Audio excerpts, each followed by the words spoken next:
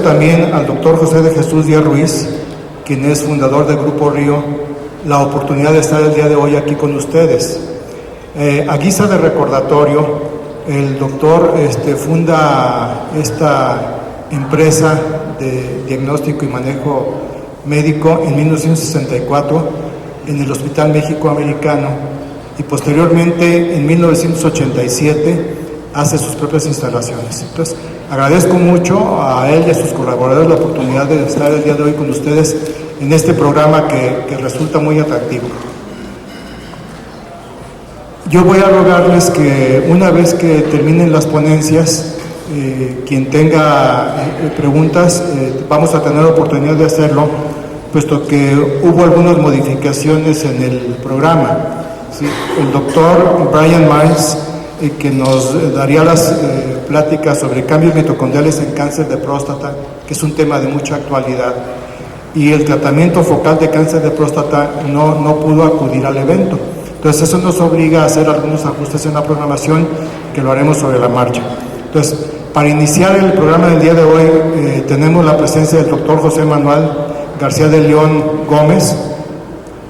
Manuel, distinguido urólogo y amigo nuestro, es urólogo egresado de la residencia del Centro Médico Nacional de Occidente en Jalisco, con una amplia experiencia en el campo de la urología pediátrica de prácticamente más de 30 años en servicio y además fellow de uno de los connotados urólogos pediatras en los Estados Unidos, que yo pienso que él y el doctor Hardy Hendon pues son los padres de la urología pediátrica. Entonces cedemos la palabra al doctor José Manuel García de León Gómez, quien tratará el tema etiología y pronóstico de la hidronefrosis detectada antes del nacimiento mediante ultrasonido obstétrico. Manuel, adelante. Muchas gracias por la invitación. Voy a dar conceptos muy claros sobre la etiología y diagnóstico del diagnóstico antenatal de hidronefrosis cuando a una embarazada se le hace un ultrasonido. En la actualidad, tradicionalmente se le ha denominado hidronefrosis prenatal al encontrar mediante el ultrasonido obstétrico una dilatación de los riñones al feto. Esto no es nuevo. En los años 90 se iniciaban los diagnósticos de hidronefrosis y actualmente se estima que 1 de cada 100 embarazos se le va a encontrar este tipo de alteración o variante, que es la dilatación del tracto urinario, que es la terminología que actualmente se utiliza. Porque la hidronefrosis solamente hablaba de dilatación renal, pero la dilatación del tracto urinario interviene en el ureter, la vejiga y otros aspectos. En México nacen 2 millones de niños al año, lo que se estima que hay de 20 a 40 mil casos de diagnóstico antenatal de hidronefrosis, y es una ansiedad para la embarazada y a veces para los pediatras, para los médicos que atienden a estos pacientes, el definir qué pronóstico tiene el feto, que generalmente es bueno, y lo vamos a ver aquí. La capacidad del diagnóstico de hidronefrosis va a depender de la experiencia del que está haciendo el ultrasonido. Los radiólogos experimentados, los ultrasonografistas obstétricos que tienen más experiencias van a hacer más diagnósticos. Muchos de ellos pueden pasar desapercibido, pero es debido a la falta de experiencia. Y la dilatación del aparato urinario no es un diagnóstico, simplemente es un hallazgo. Hay que ver esta dilatación, qué etiología o qué causa o dónde se encuentra la obstrucción y qué tan importante es este problema. La obstrucción del tracto urinario es más frecuente en el varón 2 veces más que en la mujer, y en el 20% es bilateral. Esto quiere decir que si el 80% es un solo riñón el afectado, no hay ninguna urgencia del nacimiento, de adelantar el parto o adelantar el nacimiento del feto. Y lo más importante es que en la dilatación del tracto urinario, el 60% de los pacientes tienen dilataciones transitorias o fisiológicas, es decir, son dilataciones temporales que finalmente van a desaparecer posterior al nacimiento en los primeros meses o a veces en los primeros años. Hay que tener suma acuciosidad en detectar ese 40% de los pacientes que van a requerir una cirugía, que casi siempre es posterior al nacimiento y no necesariamente inmediatamente al nacimiento, a veces es meses después del nacimiento. En la mayoría de los casos, la etiología no se puede determinar desde antes del nacimiento, simplemente lo que detectas es una dilatación del tracto urinario, y no es sino hasta el nacimiento que, mediante un ultrasonido y cistografía, son los dos estudios que nos van a diagnosticar más del 95% del sitio de la obstrucción del aparato urinario. La dilatación del tracto urinario es un proceso dinámico y va a depender del estado de hidratación del feto. Quiere decir que un recién nacido que está sometido al proceso del parto de la cesárea es un niño que usualmente está deshidratado, y hacer un ultrasonido inmediatamente después del nacimiento no es un buen momento porque puede darnos un falso negativo. Entonces, también les podría decir que las dilataciones fisiológicas y transitorias suceden a menudo porque el gasto urinario fetal puede ser tan alto como hasta de medio litro en 24 horas en las últimas semanas del embarazo, de tal manera que esta alta gasto urinario o producción de orina fetal, que el feto orina y manda el líquido al líquido amniótico, y es lo que forma el líquido amniótico, principalmente la orina fetal, pues va a haber dilataciones transitorias del aparato urinario, del uretero y del sistema pielocalicial. Por lo tanto, esta es una de las causas de la dilatación transitoria en muchos fetos. Hay que tener en cuenta que en la primera mitad del embarazo ni hay que preocuparse por las malformaciones renales, porque el riñón es visto a las 17 semanas de gestación, y el uréter nunca debe ser visto al ultrasonido, como en los adultos tampoco el uréter no debe ser visto. El uréter es muy delgado, es de 2-3 milímetros, y no debe ser visto usualmente en un ultrasonido, al igual en el feto. Y la vejiga podemos verla desde la 30 semana, y podemos incluso estimar el volumen de la vejiga, que tiene interés cuando hay obstrucciones por debajo de la vejiga debido a valvas uretrales. En el intento, cuando esto apenas iniciaba en el mundo, el diagnóstico antenatal de hidronefrosis, en los años 80, en 1986, hubo la primera clasificación hecha por un radiólogo francés, y en su grupo definieron una clasificación del 1 al 5, dependiendo del grado de dilatación pielocalicial, y a mayor grado es mayor dilatación, y en los últimos grados incluso una dilatación severa que disminuía la relación corteza-médula. Esta clasificación, principalmente lo que hacían era medir el tamaño de la pelvis, y bueno, cuando las dilataciones eran mayor a 1.5 centímetros antes del nacimiento, era de importancia, y dilataciones menores a ella no tenían interés. Como yo les decía ya, esto solamente hablaba de hidronefrosis. Años después, la Sociedad de Urología Fetal se formó, y entonces ellos dijeron, bueno, pues también nosotros vamos a hacer nuestra clasificación, y realmente fue también en 5 categorías, y no había ninguna variación. Simplemente aquellos no hablaban de dimensiones del diámetro anteroposterior de la pelvis renal, sino hablaban de dilatación acentuada o leve, y si había adelgazamiento de la corteza renal. A mayor grado era mayor severidad de la obstrucción.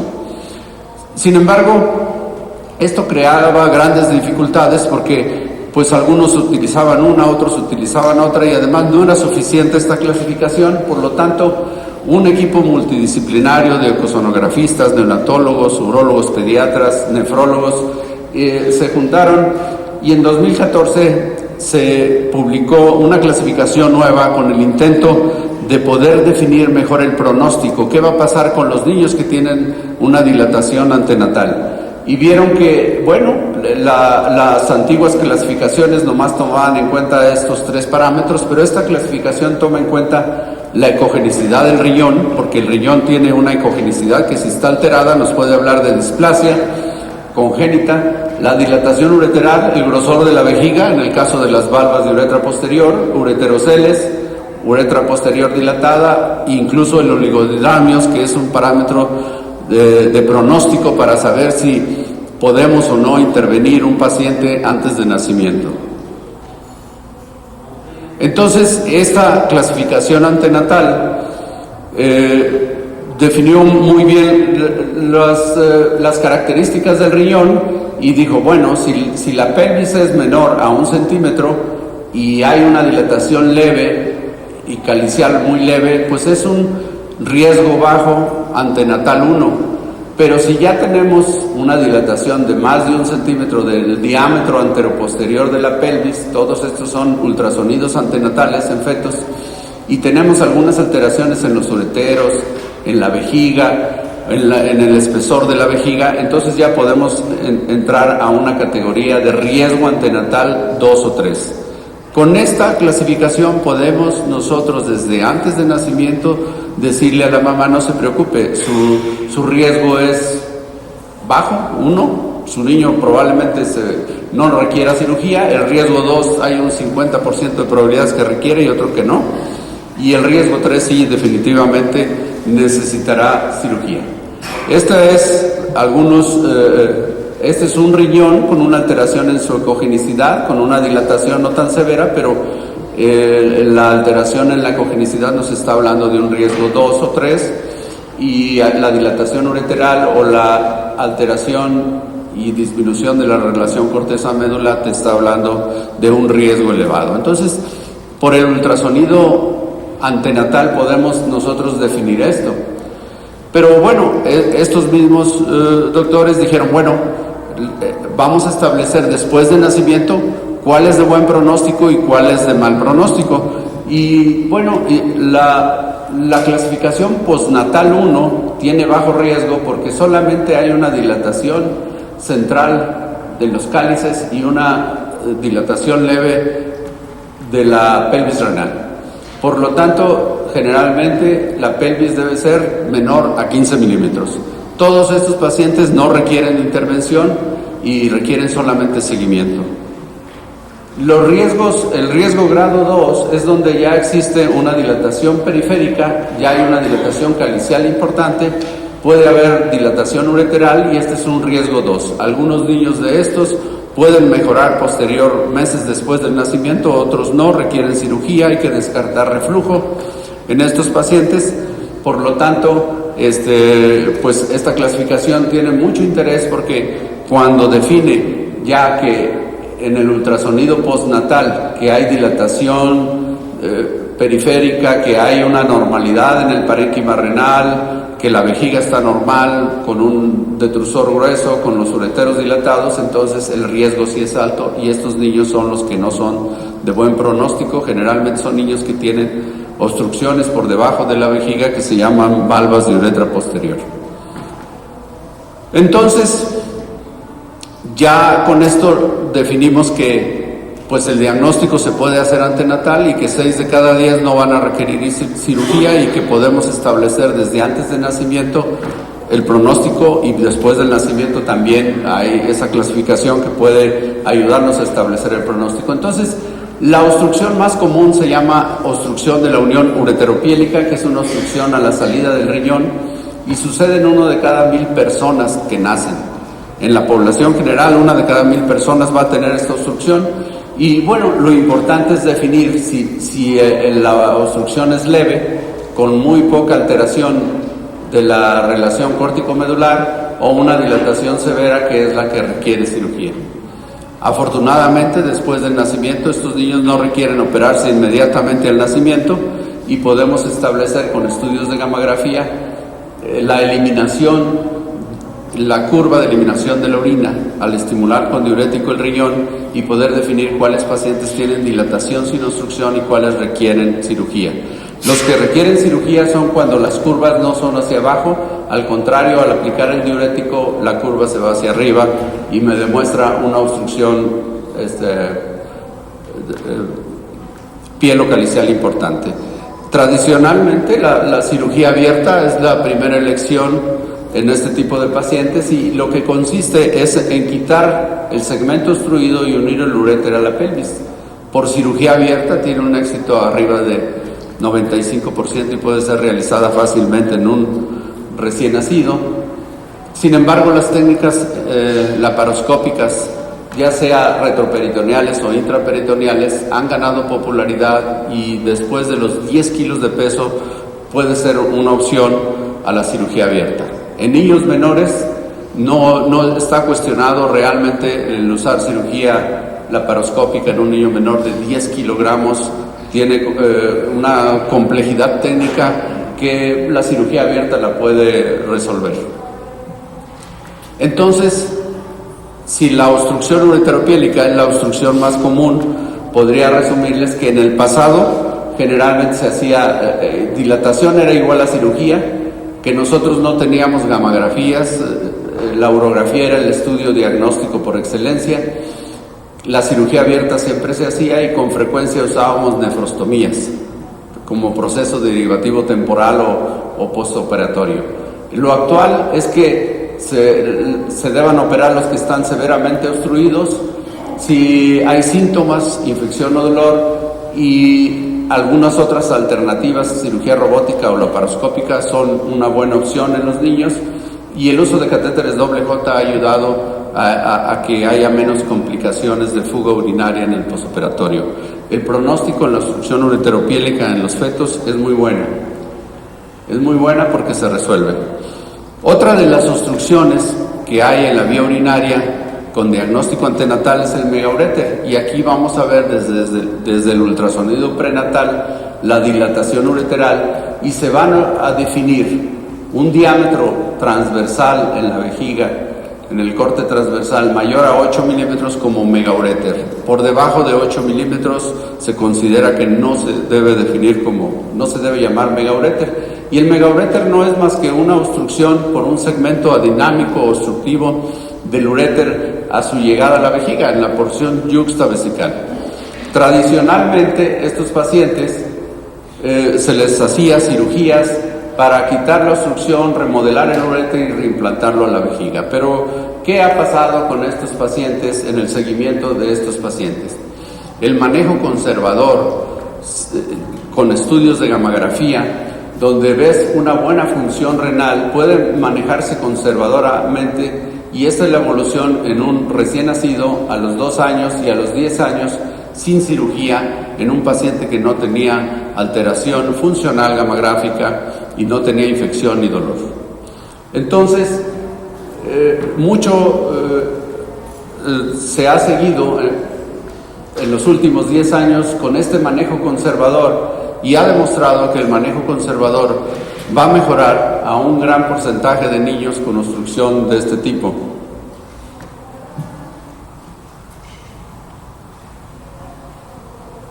Entonces, el tratamiento conservador es una opción, y el tratamiento mini-invasivo también ha ganado popularidad en la actualidad. Como que ya no quiere. Y bueno, ¿qué es lo que tenemos con el manejo conservador? Bueno, en seguimientos de pacientes con hidronefrosis de alto grado, las dos parámetros más importantes para operar a un paciente es la presencia de infección recurrente y el diámetro de más de 14 milímetros del uréter en la porción distal. La siguiente. Los tratamientos endoscópicos han ganado popularidad. Endoscopios pediátricos para recién nacidos, podemos hacer dilataciones con balón, dejar un catéter doble J, de tal manera que en el pasado, en el megauréter era la reparación inmediata en el 90% de los casos, y en la actualidad no está indicada la cirugía si hay buena función renal y si no hay síntomas. Se recomienda profilaxis antibiótica hasta la etapa del control de la micción. Las valvas de uretra posterior es la patología más severa en urología pediátrica, y es quizás la única que pueda estar indicada la intervención prenatal. Y aquí sucede, la anterior por favor, sucede que hay una obstrucción debajo de la vejiga, y esta nos da repercusión a la vejiga, hace una vejiga gruesa, y nos puede dar uretero, hidronefrosis con o sin reflujo. En la actualidad, el tratamiento endoscópico con láser o con receptoscopios pediátricos ya la insuficiencia renal crónica terminal. Y también estos pacientes, aún quitándole la obstrucción, esta vejiga puede dar consecuencias a futuro porque es una vejiga ya con cambios histológicos muy importantes que se pueden dar alteraciones de infección o mal vaciamiento, incontinencia o perpetuación del daño renal. Estas son imágenes de valvas. En cada paciente es un comportamiento, una imagen diferente. La siguiente.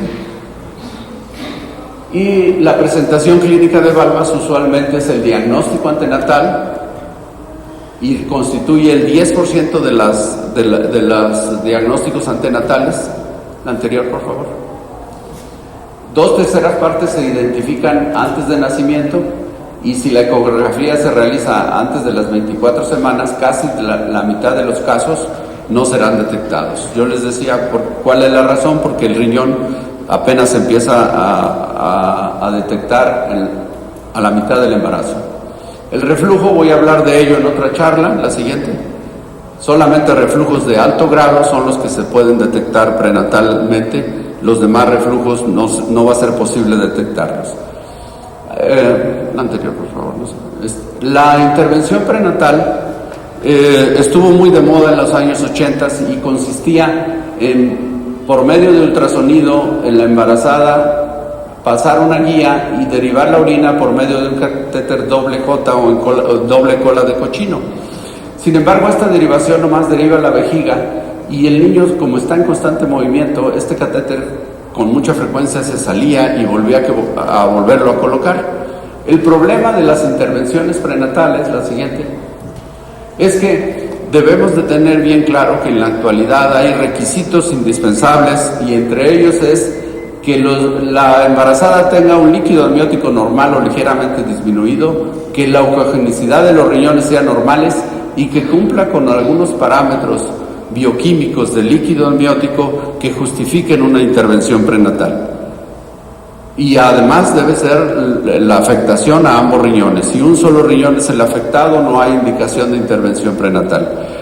En los años 80 incluso, no, la anterior, por favor. En los años 80 se hacían intervenciones donde hasta sacaban el feto para intervenirlo. Sin embargo, en 50 casos consecutivos en Estados Unidos se vio 2 muertes maternas por infección y se paró el programa de intervención prenatal.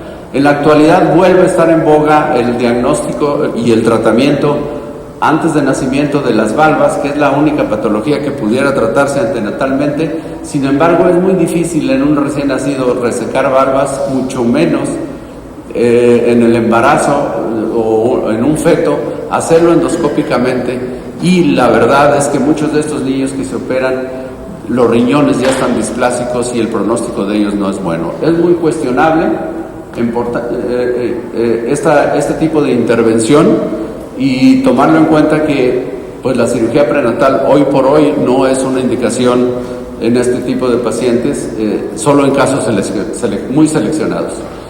Como conclusión, el ultrasonido obstétrico ha permitido el diagnóstico oportuno de uropatías. La urología pediátrica ha virado totalmente. Antes veíamos a los niños con una masa abdominal en la edad escolar o en la edad adulta. Ahora muchas obstrucciones, la obstrucción ureteropiélica sobre todo, se diagnostican antes de nacimiento y hay tiempo de hacer algo antes de que se dañe el riñón. No todos los niños con dilatación del tracto urinario requieren cirugía. 6 de cada 10 no van a requerir cirugía. La intervención quirúrgica temprana casi siempre limita el daño renal, excepto en aquellos donde hay displasia, como son los niños con valvas de uretra con mucha frecuencia. El grado de hidronefrosis se relaciona con la severidad de la obstrucción. Nosotros podemos, la última por favor, podemos decir que a más dilatación es más el problema, por lógica. Y lo más importante y las recomendaciones que se da a este grupo de diagnóstico antenatal de hidronefrosis es que no debemos de hablar de hidronefrosis antenatal, debemos de hablar de dilatación del tracto urinario y que el que encuentra la hidronefrosis, el radiólogo obstetra que encuentra la hidronefrosis debe ponerse en contacto con el urólogo Para la atención postnatal, no hay justificación de adelantar el parto o la cesárea. Y en casos graves, incluso la interconsulta de la madre embarazada con el urólogo pediatra antes del nacimiento es lo ideal, porque al ya haber visto muchos casos, los urólogos pediatras que nos dedicamos a esto, podemos establecer desde antes del nacimiento y quitar la angustia a la madre de que va a tener un hijo que trae una obstrucción con diagnóstico antenatal y que en la mayoría de los casos es de buen pronóstico. Muchas gracias.